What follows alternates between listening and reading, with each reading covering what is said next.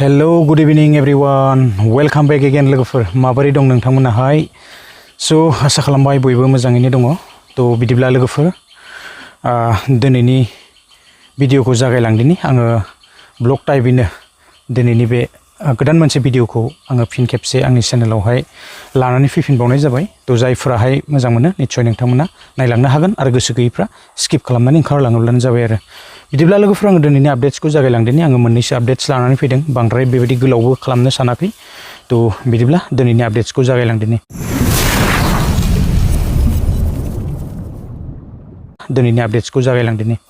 जोङो थांनाय दिन माखासे सान सिगांनिफ्राय जोङो बेबायदिनो जोंहा CM AAA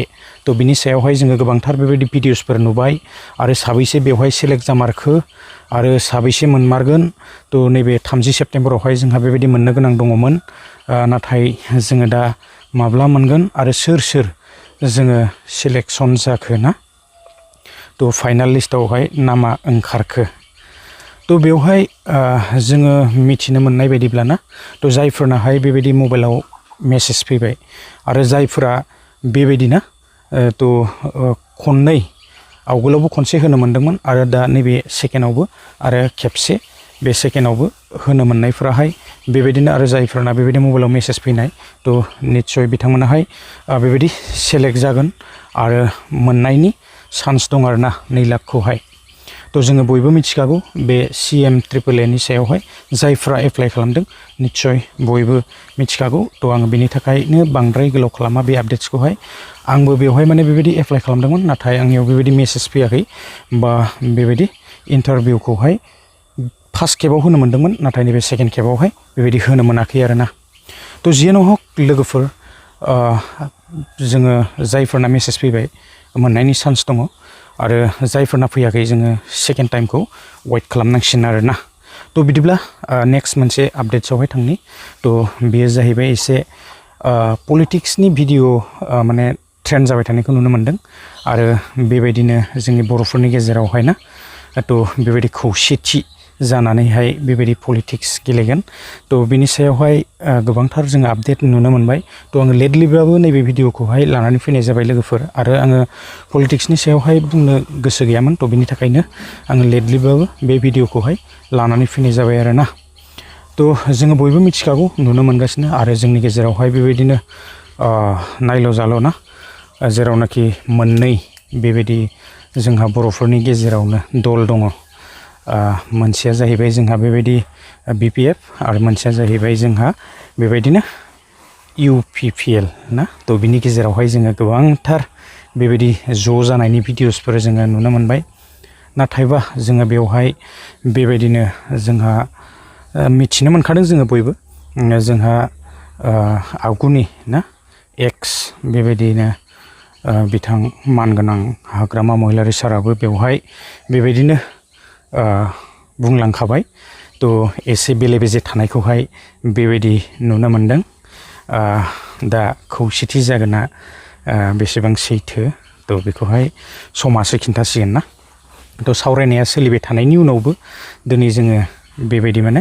खौसेथि जानायखौहाय जोङो नुनो मोनाखै आरोना बिनि सिङावहाय एसे बेले बेजे दं जानांगौ बयबो मिथिखाबाय जोङो मिथिगौ पलिटिक्स होननानै बुङोब्लाथ' आरो मा बुंनो बिनि सायावहाय बेबायदिनो थगायनायखौसो बांसिन नुनो मोनखायो नामा जोङो माखासे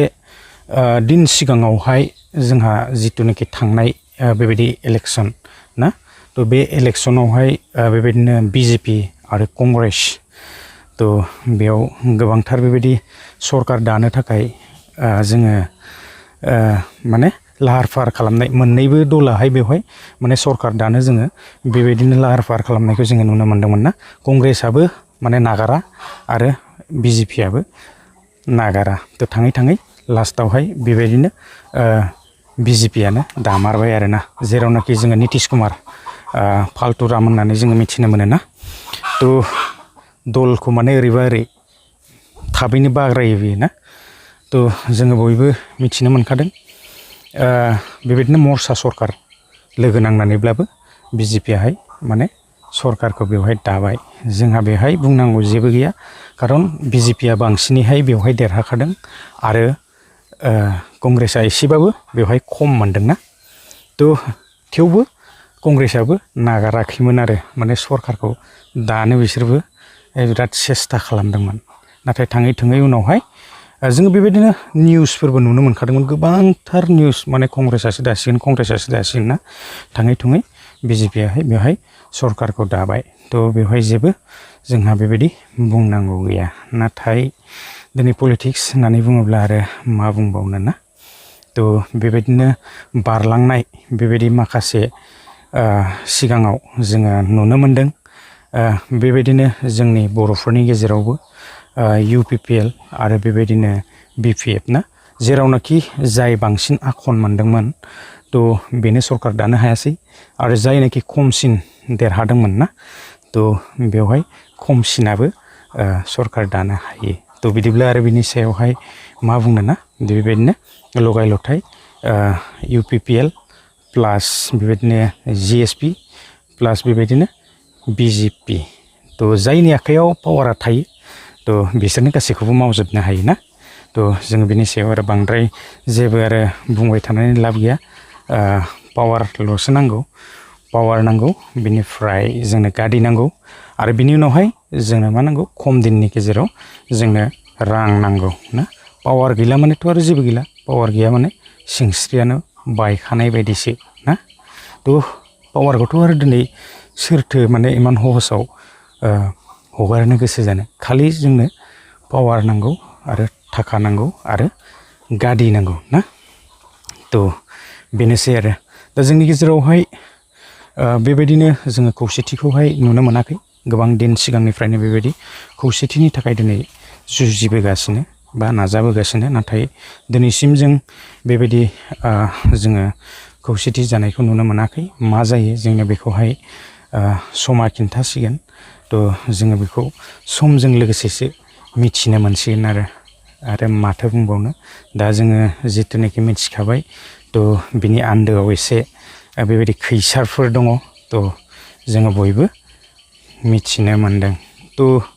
दिनै पलिटिक्स होननानै बुङोब्लाथ' आरो बेबायदिनो जोंनियाव इलेक्सनफोरा फैयो आरो जों बेबायदिनो जाम्बा जाम्बिफ्राना थ' जोङो लाइनाव थाबाय रायजोफ्रा लाइनाव थानानैहाय जोङो लाइन हमलायलायनानै ना थ' जोङो बेबायदि भटफोरखौहाय जोङो होनो गोनां जायो आरोना थ' बिनि उनावहाय जेबो गैया खालि जोङो भटखौल'सो होनांगौ दिनै नागरिक जानायखाय आंथ' माने भटबो होनो गोसो गैया ओरैबायदि खालि बे जिथुनाखि मा होननानै बुङो बेखौ नटायावसो माने होनो गोसो जायो थ' गावजों गाव जुदि बेबायदि जोङो अरलायलायबाय थायोब्लाना बेबायदिनो बिदाया जानायखौ फंबाया नायनो हाया आरो फंबाया जानायखौहाय बिदाया नायनो हाया थ' बेबायदिब्ला दिनै इण्डियाननि सिटिजेनशिप हिसाबै आरो उपाय गैयाना होखानांगोन आरो बेबायदिनो जोङो इलेक्सन होननानै बुङोब्ला जों मिथिनो मोनो EVM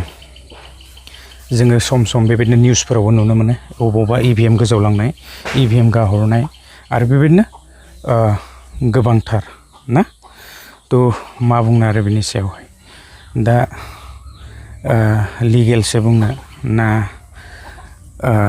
मासो बुंनो थ' दिनै जोंनि EVMआवहायथ' आरो बेबायदिनो सेटिं बायदिसिना जायो माब्लाबा EVMखौनो बेबायदि जों हमजानायफोरखौबो नुनो मोनो ना निउसफोरावहाय थ' मा बुंनो आरो बिनि सायाव बेखायनो आङो बांद्राय माने पलिटिक्सखौ फोथायनो एसे गोब्राब मोनो थ' जेरावनाखि बेबायदि मेसिनारि बुस्थुफोराहाय ना थ' सेटिं होननाय जिनिसा बेवहाय थाखाथारो जिमानब्लाबो आरो जोंनि गेजेराव बेबायदिनो इलेक्सना जाखांनायनि उनावहाय दिनै बेखौ बेबायदिनो दैखांनानै लांनानै बेबायदि बक्सफोरखौहाय EVMफोरखौहाय दिनै गोबां दिन बेबायदि लाखिनानै दोनो ना थ' बिनि उनावसो जोङो बेबायदिनो आलादा स्टेटफोरावबो बेबायदि इलेक्सनफोर जायो नालाय बेजों लोगोसे समानैसो जोङो बेबायदि रिजाल्टखौ मोनफायो नाथाय लिगेल जानांगौब्ला थ' रायजोनि गेजेराव दिनै रिजाल्ट होनो हानांगोन ना थ' अब्लासो बेलट पेपारावहाय होनानै भटखौहाय दिनै बेबायदि जोङो रायजोनि गेजेराव काउन्टिं खालामोब्ला जोङो बेवहाय लिगेलखौ जोङो नुनो मोनगोन आरोना थ' बेवहाय सोर देरहायो आरो सोर जेनो जेरावनाखि जोंनि गेजेराव बेबायदिनो थांनाय माखासे दिन सिगां ना बेबायदिनो हटेल लेलि खालामनानै बा बेबायदिनो गोबां समनि उनावब्लाबो ना तो बेबायदि सरकारफोरखौहाय दादोंमोन जेरावनाखि जाय बांसिनै देरहानो हादोंमोन ना तो बेबो दिनै सरकार दानो हायाखै आरो जाय खमसिन देरहादों थिग बेबायदिनो दिनै लगाय लथाय लोगो नांनानैब्लाबो सरकारखौहाय दादों आरोना तो एखे बेबायदिनो जोंहा नैबे थांनाय इलेक्सनावबो जोङो बेबायदिनो नुनो मोनबाय नैबे बिजेपियाहाय ना तो बेबायदिनो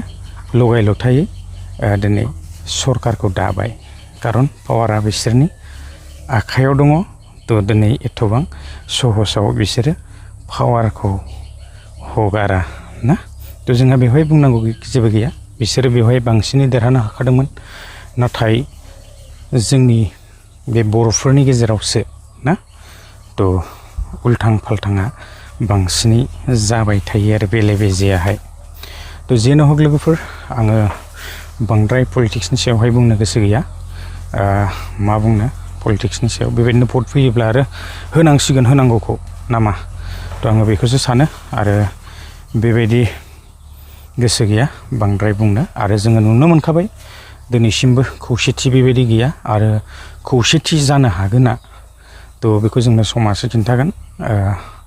माब्ला बेबायदि जोंनि गेजेरावहाय खौसेथिया फैगोन ना तो बेखौ आरो मा बुंबावनो आरो तो लोगोफोर आङो नैबे टपिकखौहाय बेबायदिनो ट्रेन्डिंआव थानाय हिसाबै आङो नैबे भिडिअखौ लानानै फैनाय जादों आरो आङो बेबायदि पलिटिक्सनि सायावहाय आङो बांसिन भिडिअ लाबोनाय जाखाया आरो तो लोगोफोर जेनो हक जोङो बयबो मिथिगौ पाब्लिकआथ' आरो बिदिनोसै पाब्लिकैनो थानांगोन नामा तो बिदिब्ला आङो बांद्राय गोलाव खालामला दिनैनि भिडिअखौ बेखिनियावनो फोजोबबाय गोजोन्थों बाय नेक्स्ट भिडिअआव थाबैनो लोगो हमगोन